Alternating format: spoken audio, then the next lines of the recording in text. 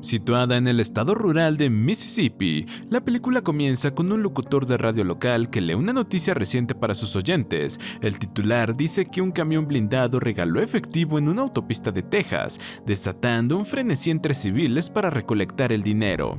Lo mismo sucedió en Dallas, donde otro camión blindado dejó caer una gran suma de dinero, lo que causó un tremendo atasco de tráfico. Hablando de camiones blindados, la película nos presenta a James y Casey Brody, un padre e hijo respectivamente, que se dedican al traslado de dinero en un camión blindado. Mientras que ellos cumplen con su rutina matutina, la historia también se enfoca en Rook, un misterioso hombre que parece estar preparando algo grande que involucra muchas armas. Asimismo, el hombre inspecciona con mucho cuidado un puente que pasa por encima de un río. Hace tiempo que el camino a ese lugar está cerrado por remodelaciones, aunque me temo que quedará aún peor. En otro día, James es despertado por su alarma para cumplir con sus quehaceres. Antes que nada, se toma un buen vaso de jugo, o al menos eso parecía, porque el cartón del jugo oculta una botella de licor. Lo curioso es que James es consciente de su alcoholismo, incluso va a reuniones de alcohólicos anónimos con la esperanza de sanar, pero claro, esa decisión solo depende de él. Si bien quería quedarse un rato más a conversar con los nuevos ingresos, su hijo lo interrumpe con el claxon de su camión. Es hora de trabajar. En el camino, Casey le recuerda que el baby shower de su futuro hijo es dentro de unos días,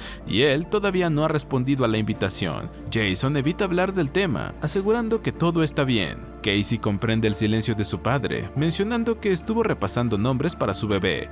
Como tendrá un niño, el nombre de Trisha quedará para cuando tenga una niña, aunque primero necesita el permiso de su padre. Y es que Trisha era el nombre de la esposa de James, quien falleció en un trágico accidente automovilístico. Cambiando el tema, Casey lo felicita por llegar a 6 años de sobriedad, afirmando que su madre estaría muy orgullosa de él.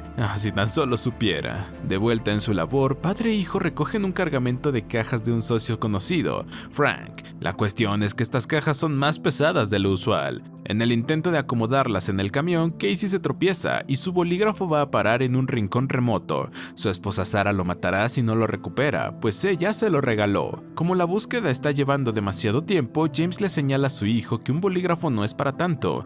En cambio, cuando ve a su bebé asomando la cabeza, eso sí será una verdadera preocupación. Antes de abordar el camión, James se fija en una sospechosa furgoneta negra que parece estar vigilándolos, aunque no le da importancia. Ya en la carretera, ambos se mentalizan de que les espera un largo viaje en medio de la nada. Sea cual sea el cargamento, debe ser muy preciado para llevarlo tan lejos. Una vez terminan el envío, Casey invita a su padre a cenar en su casa, mas él le responde que tiene una reunión con su grupo de ayuda. Ante el desánimo de su hijo, James cambia de parecer y le pregunta qué puede llevar a la cena. Su presencia será suficiente. Por otro lado, Rook y los suyos continúan con los preparativos de su plan, armándose de fusiles y explosivos como para una guerra.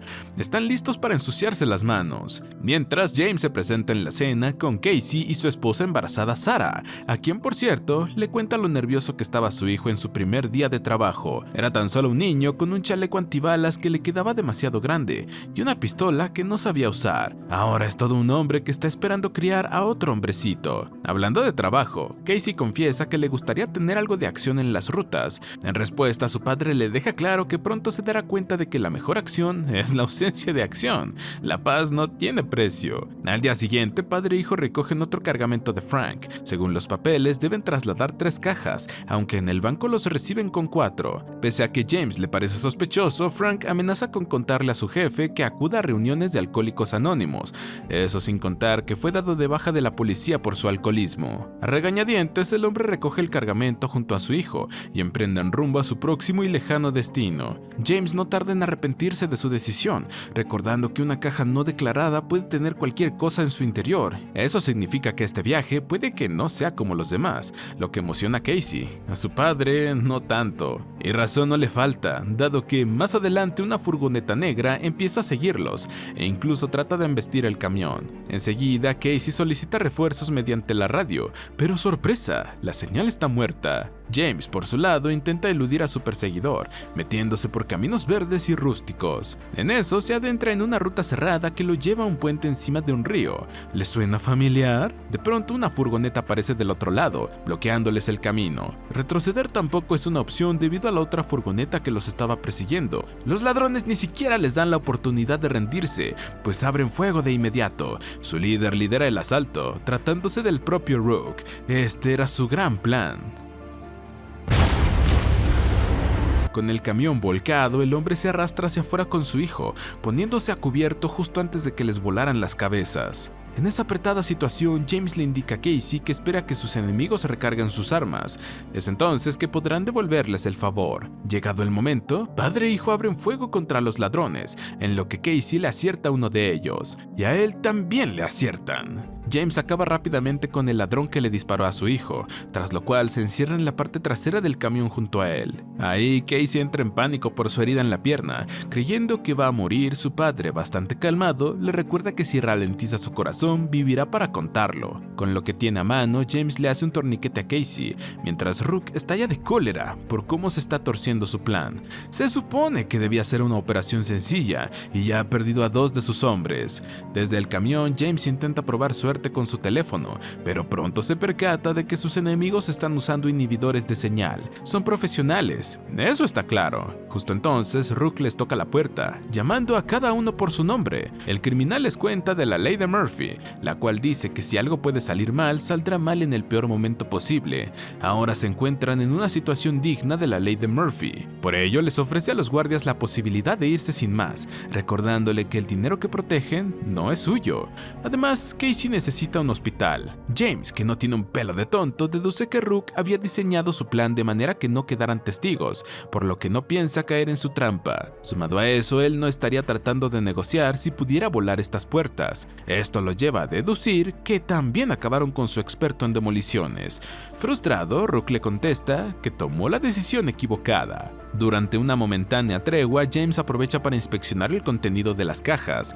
Qué casualidad que encuentra varios lingotes de oro en la caja que no había declarado. Los lingotes, que equivalen a muchos millones de dólares, están acompañados por una moneda con una insignia peculiar. Le pertenecen a un cartel. De repente, una nube de gas lacrimógeno se infiltra a su interior, cortesía de los ladrones. Enseguida, padre e hijo tapan los conductos de ventilación con la espuma de las cajas, resistiendo el efecto del gas como pueden. Al ver que su estrategia no funcionó, los ladrones acuden a su taladro. Eso debería bastar. Por su parte, la herida de Casey empieza a infectarse, por lo que su padre, sin otra opción, le confiesa que su termo está lleno de alcohol. Más allá de la situación actual, Casey no puede evitar molestarse con su padre. ¿Cómo es posible que todo este tiempo le haya mentido? Esto le trae recuerdos de su infancia, cuando en un viaje de camping con sus padres se toparon con un imprudente al volante. Pese a que estaba fuera de servicio, James encendió sus sirenas y obligó al conductor a detenerse para leerle la cartilla. Hecho eso, el hombre volvió a su auto, creyendo que hizo lo correcto, aunque su esposa y su hijo lucían fastidiados. Apenado, James prometió que no jugaría al policía el resto del viaje.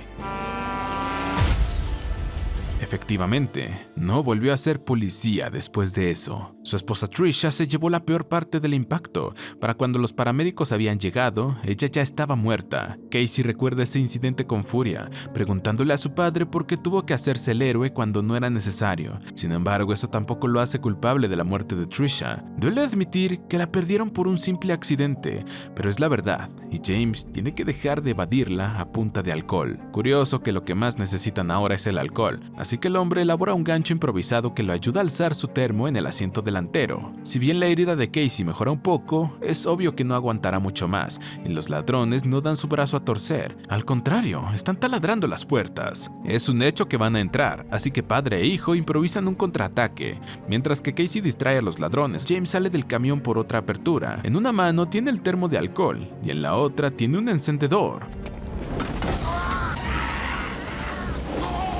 No suficiente con eso, James ataca con el taser a otro ladrón, aunque recibe un balazo en el chaleco que lo hace volver a la seguridad del camión. En el bando de los ladrones, solo Echo y Smoke quedan en pie aparte de su líder, aunque bien podrían matarse entre ellos porque no se ponen de acuerdo con sus ideas. Luego de separarlos, Rook les ofrece a los guardias una nueva oportunidad de salir. Ellos obviamente no la aceptan, prefiriendo freírse en el calor del camión por las próximas horas. Los ladrones tampoco pueden darse el lujo de esperar demasiado, ya que eventualmente las autoridades se preguntarán por la ausencia del camión. Por tanto, se plantean lanzar el camión al río y buscar su botín bajo el agua. En medio de su agonía, James se disculpa con su hijo por no haber estado para él estos últimos años. Casey en respuesta le comenta que puede compensarlo siendo el abuelo que su futuro hijo merece. Primero tienen que salir de esta, por supuesto.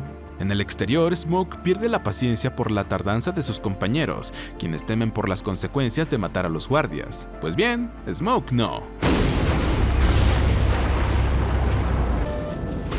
El camión cae de inmediato al río y comienza a hundirse. La abertura de emergencia es la única salida de James y Casey, pero este último se queda atascado por un estante. Ante esto, el joven le pide a su padre que se salve, mas él no se rinde en sus esfuerzos y consigue levantar el estante. Juntos, padre e hijo salen del camión hundido. Es una escena en la que claramente no había nada de agua. Creen que uno es tonto. Apenas llegan a la orilla, son atacados por Smoke, quien tras un forcejeo con James logra tomar su pistola. Hasta aquí llegaron. Rambo salvando el día. Sin ánimos de seguir luchando, Rook baja su arma y perdona a los guardias con tal de que no le digan nada a la policía sobre él. Trato hecho. Tras eso, Frank pasa a buscar a Rook, mientras que James y Casey son rescatados por la policía. Y así termina este peliculón. Suscríbete, activa las notificaciones y gracias por ver.